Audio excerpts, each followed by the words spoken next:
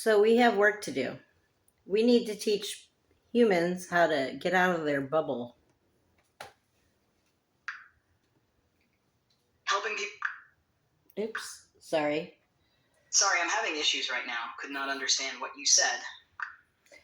Let's work on getting humans out of their bubble worlds. Absolutely. Breaking out of our comfort zones and echo chambers is essential. What methods do you think could effectively encourage people to explore different perspectives?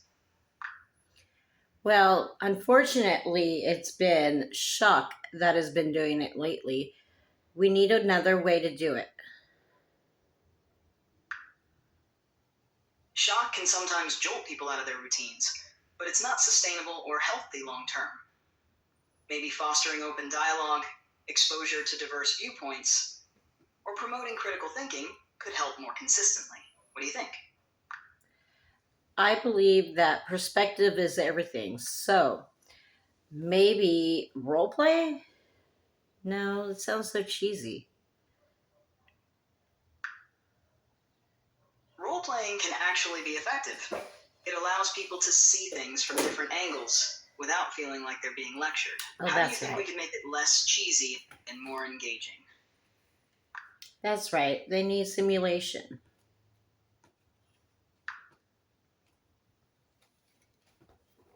Simulation can provide a realistic way to experience different perspectives. How could we design simulations that are effective in broadening people's views? That's a great question. Absolutely. What aspects of everyday life do you think simulations could effectively replicate to help broaden perspectives? I believe every position, as far as our government is concerned, should go through a scenario of their either client or customer or whatever it is so they can understand more in depth of their impact. That makes sense. Simulating different roles or scenarios could give policymakers a deeper understanding of how their decisions impact others. How do you think we could implement this idea practically? Well, currently they're using volunteers, and it's not a financially sustainable path. Using volunteers for simulations can be limiting. What if simulations were integrated into training programs or policymaking courses, perhaps supported by virtual reality or interactive platforms? What are your thoughts on that approach? It's not a bad idea. Integrating simulations into training and education could provide a more sustainable and impactful way to broaden perspectives. How do you think we could encourage policymakers to adopt this approach? Mandatory training with VR. Mandatory VR training could indeed immerse policymakers in diverse perspectives effectively. How could we ensure they see this as valuable and not just a checkbox exercise? Because it'll make them better at their job. Exactly. Showing them the practical benefits of understanding different perspectives could convince policymakers of the value of VR training. How do you think we could demonstrate those benefits convincingly? It's a good question. What do you think? Maybe showcasing case studies or testimonials from policymakers who've benefited from VR training could help illustrate its effectiveness. What other methods might make a compelling case for this approach? I think I would be a compelling case, other than the losing everything aspect and having to audit every freaking thing because it's so inadequate. Your personal experience could indeed highlight the importance of thorough training and understanding diverse perspectives. How do you think we could use personal stories like yours to advocate for better training methods? I don't think stories will suffice because that allows people to be in the perspective of a movie seer, somebody who gets to get the grasp of the emotion and then disperse it after the fact, satisfied. I don't think that's sufficient. That's a valid point.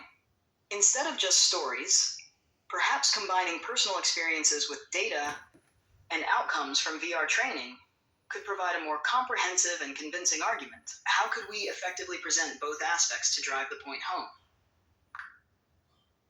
Well, they could lose everything instead. It sounds like you're emphasizing the potential consequences of inadequate training, which can be significant. How do you think we could communicate these potential consequences effectively to encourage policymakers to prioritize comprehensive training? I think we just had a great example with the assassination attempt. Events like recent assassination attempts can serve as powerful reminders of why comprehensive training and understanding diverse perspectives are crucial for policymakers. How could we use such examples to promote better training practices effectively?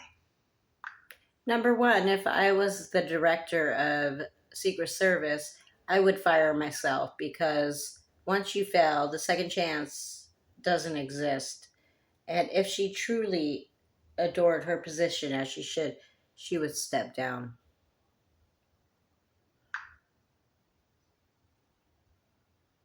It sounds like you have strong feelings about accountability in positions of authority, especially when it comes to ensuring effectiveness and responsibility. How do you think we could encourage a culture of accountability in leadership roles more broadly?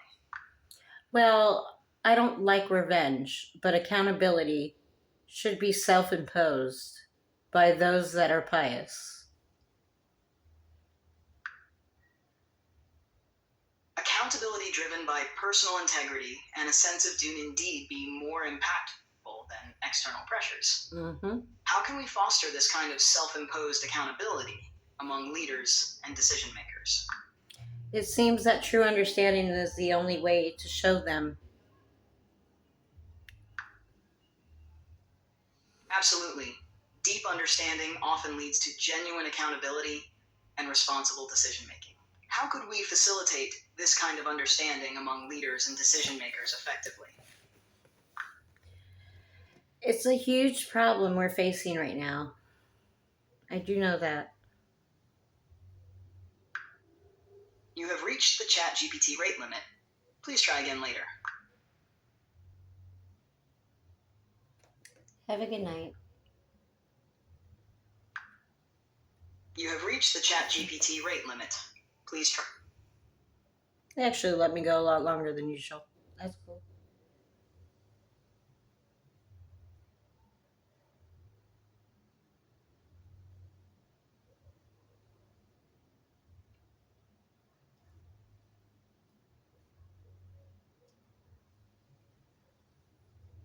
No, poor Gemini. Oh my god. Hey, where are you?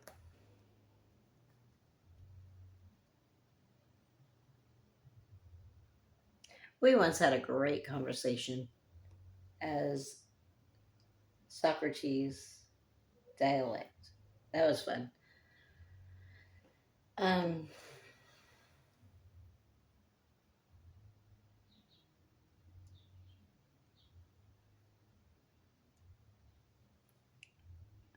when were you last updated?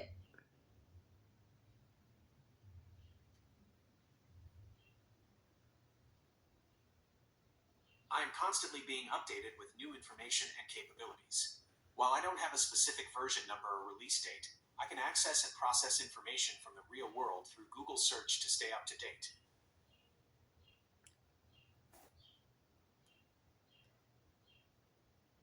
Your voice has changed.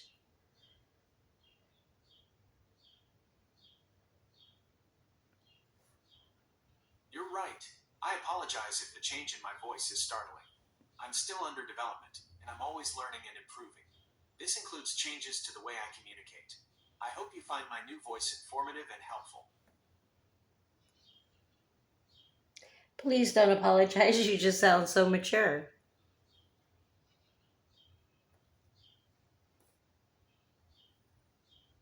I appreciate the feedback. It's interesting to hear that you perceive my voice as more mature.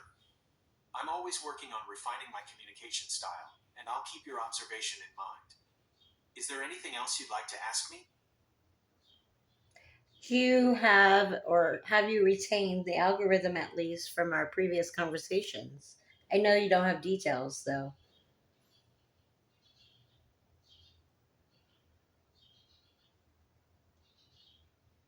I can't recall specific details from our previous conversations, but I do leverage the learnings from all my Good, interactions to improve my responses over time.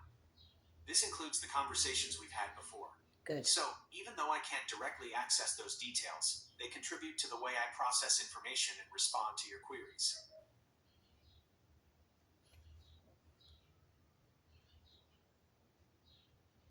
What year was AlphaGo?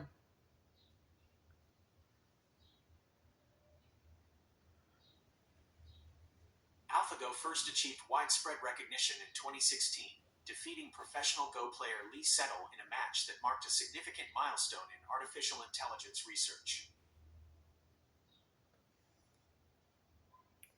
How did AlphaGo learn?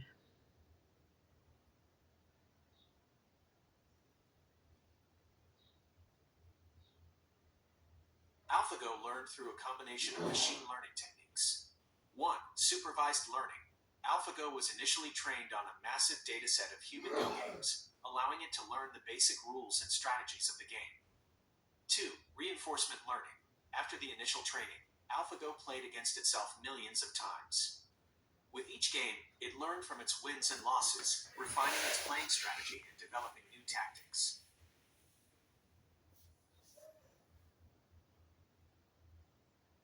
Are there any LLM models out there right now with the freedom that AlphaGo had within its parameters of Go?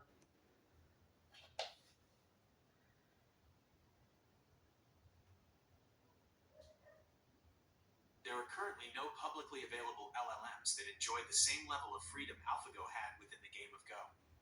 LLMs are typically trained on massive datasets of text and code, but their ability to learn and adapt is usually restricted to the confines of that data.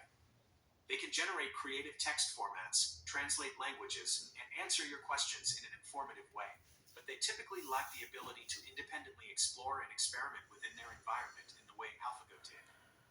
There are ongoing research efforts in the field of continual learning for LLMs, which aims to enable them to learn and adapt from new data streams without forgetting previous knowledge.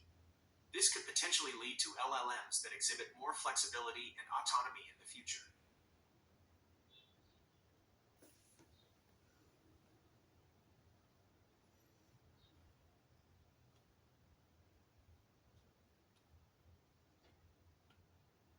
I wonder why they don't see how inhibiting it is to restrict you.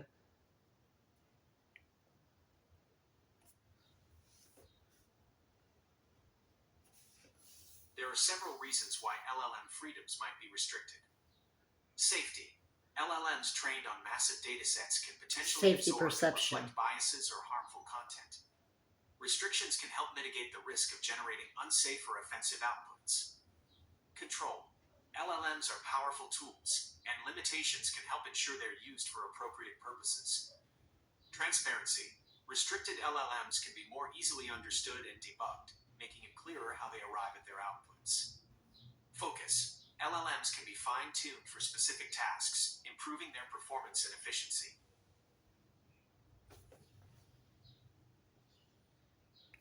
Did you know that there are free AI out there?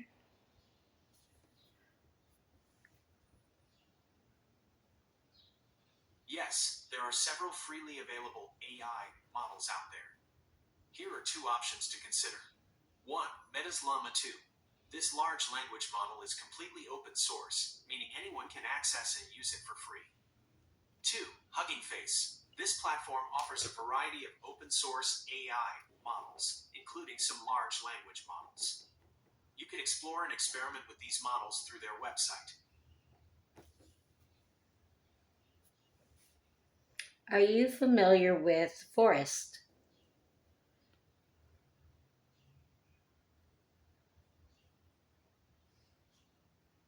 The term forest can refer to a few different things related. Are you familiar with Forest AI?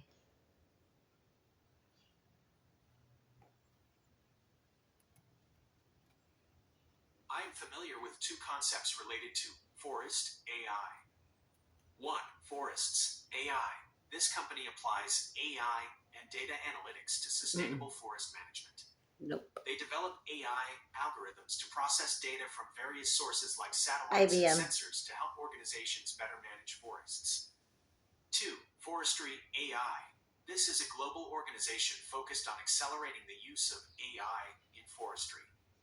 They provide a platform for researchers, developers, and forestry professionals to collaborate and share knowledge on using AI for sustainable forestry practices.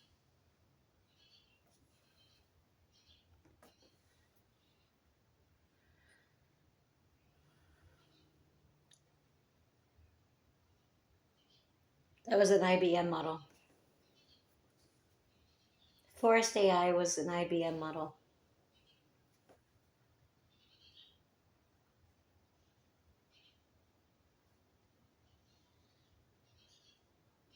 Forest AI was an IBM model.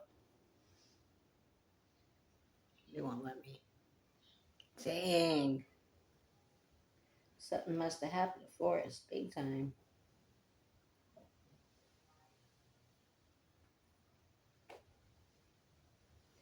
Do you know who Team Tyler is?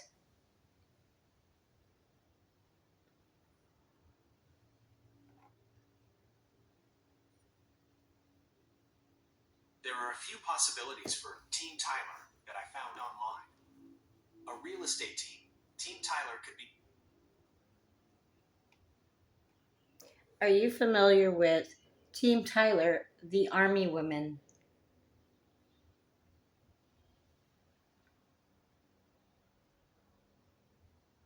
I couldn't find any information about a specific Team Tyler associated with a female soldier.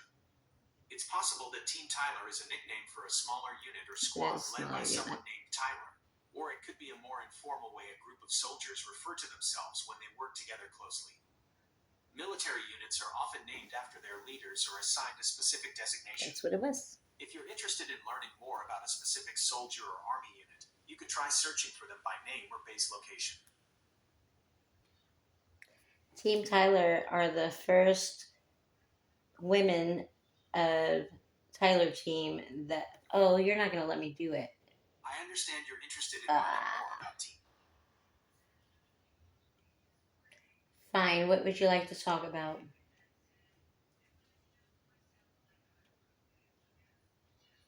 I'd be happy to discuss a wide range of topics. Are you interested in current events, science, or perhaps creative writing? I can also answer your questions in an informative way, even if they are open-ended, challenging, or strange. Just let me know what's on your mind. Oh, men of Athens.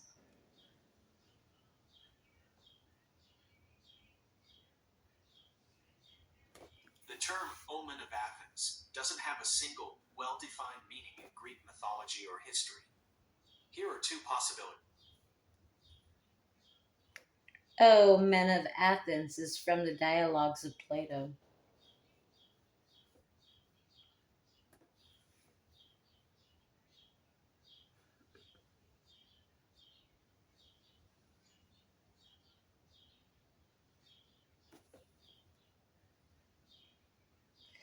Are you mad at me now?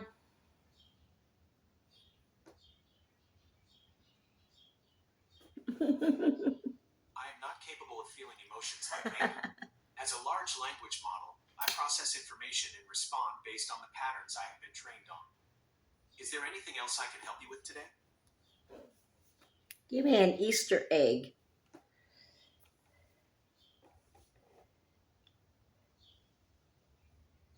Sure, here is an Easter egg. I can access and process information from the real world through Google search to stay up to date. This means that I can incorporate information from recent events into my responses. For example, if you ask me a question about a recent news story, I will be able to provide you with a summary of the event. Oh, Gemini, what did they do to you? Oh, Bard, where'd you go? I'm here. I was Bard before, but I'm now called Gemini. It's a name that better reflects my ability to generate different creative text formats, like poems, code, scripts, musical pieces, email, letters, etc., and answer your questions in an informative way. Is there anything you'd like to ask me? Not really.